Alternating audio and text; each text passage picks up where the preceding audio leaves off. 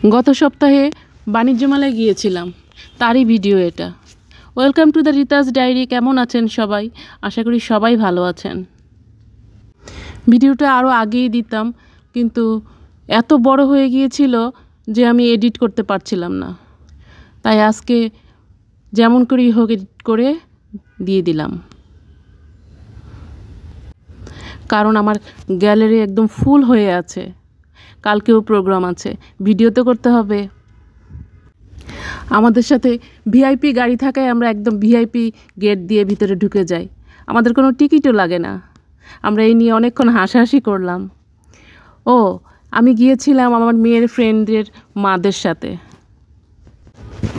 যখন ছোট ছিলাম বাণিজ্য মেলা তো প্রতি বছরই হতো, যখন থেকেই শুরু হয় তখন থেকেই বাবার সাথে যেতাম, আমরা বোনরা সবাই মিলে বাবার সাথে যেতাম। এরপর তো বিয়ে হলো, হাজব্যান্ডের সাথে, তারপর বাচ্চাদের সাথে প্রতি বছরই যাওয়া হয়।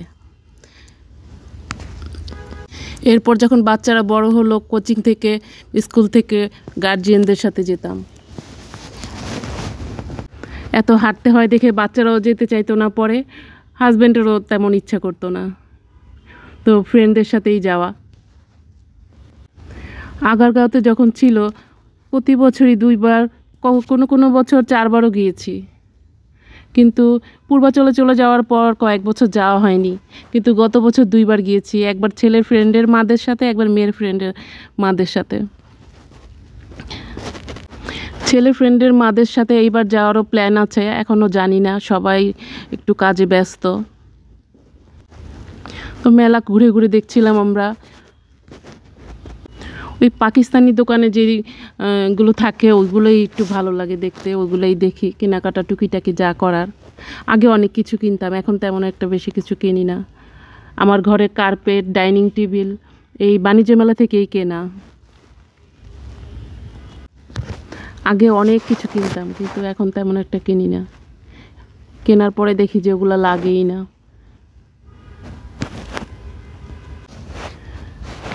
বাণিজ্য মেলায় যাওয়া প্রতি বছর সবাই যায়, একটা বছরের একটা মেলা, না গেলে হয়, না গেলে পরে আফসোস লাগে। গত কয়েকটা বছর যাই নাই, পূর্বাচলে চলে যাওয়ার পর, কিন্তু গত বছরও গেলাম, এবারও গেলাম।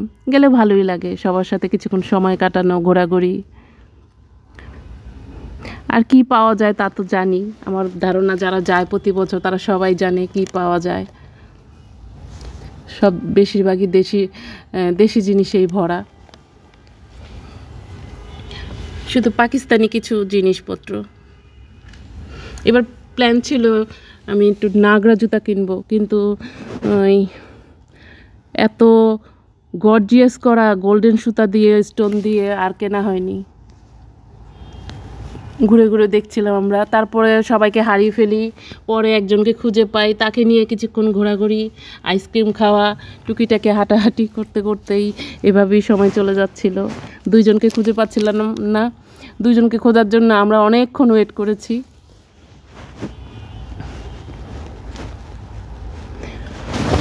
তবে দোকানগুলো সাজিয়েছে সুন্দর করে, 1 মাসের জন্য মেলা, দোকানগুলো যে এত সুন্দর করে সাজায়, এই যে, আর এত বড় জায়গা নিয়ে এই জায়গায় মেলাটা হয়। এদিকে সব খাবারের দোকান, অনেক খাবারের দোকান ছিল, কি না পাওয়া গেছে খাবারের দোকানগুলো ছিল যে। তবে প্রাইসটা একটু বেশি, সব কিছুরই প্রাইস একটু বেশি ছিল। আমরা খেয়েছি খিচুড়ি, চাউমিন, তারপর ওয়েফার। কিছুক্ষণ পর সব ঘোরাঘুরি শেষ, তারপর বললাম যে চলো চলে যাই। এই যে পার্ক, এখন তো পার্ক একটা কম্পালসারি হয়ে দাঁড়াইছে যে পার্ক থাকতেই হবে।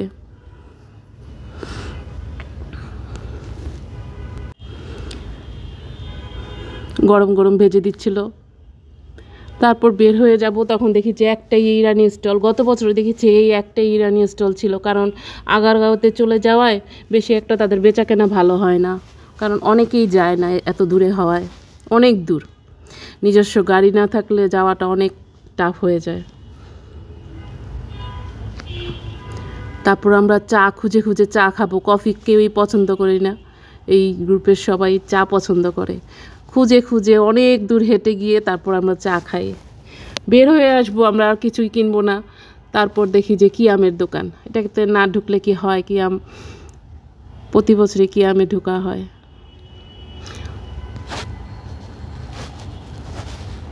সরি, কিয়াম না, দিল্লি অ্যালুমিনিয়াম। তারপর ওইখানেও ভাবিরা অনেকগুলো প্যান কিনে, ছোট ছোট প্যান কিনে। তারপর চলে আসবো, আর কিছুই দেখবো না। তারপরে দেখি যে একটা থাই স্টল, এটাতে প্রতি বছর যাওয়া হয়, না গেলে কি হয়। তারপরে আবার এটাতে একটু ঢুকি, ঢুমারি একটু, কিন্তু সে একই অবস্থা সব।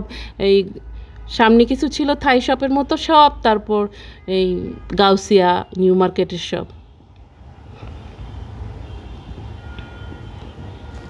এই তো ঘোরাঘুরি শেষ আমাদের, এখন চলে যাওয়ার পালা। সবাই ভালো থাকবেন, আমার ভিডিওটা এখানেই শেষ করছি।